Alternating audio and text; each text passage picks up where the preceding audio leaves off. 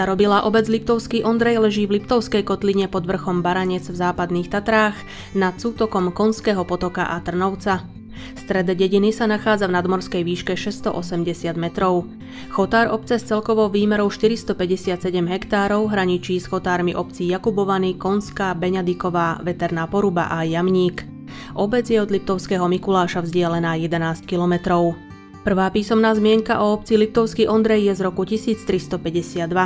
Na konci 13. storočia dal Vavrinec starší, syn Detricha, postaviť na svojom území kostol, okolo ktorého vznikla dedina s menom patróna kostola svätý Ondrej.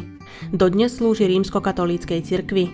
V roku 1904 bol postavený neoklasicistický evanielický kostol a už v roku 1902 bola zaevidovaná evanielická škola. V obci, ale aj mimo nej vystupuje pri slávnostných príležitostiach miestny folklórny súbor Brestovina so svojou ľudovou hudbou, ktorá vznikla v roku 1986.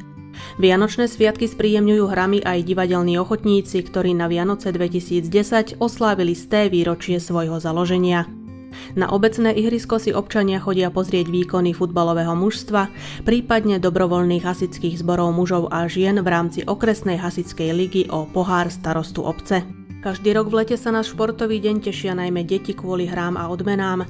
Dospelí si radi posedia pri pive a guláši a večer to vytrasú na diskotéke či pri vlastnej hudobnej skupine pod holým nebom.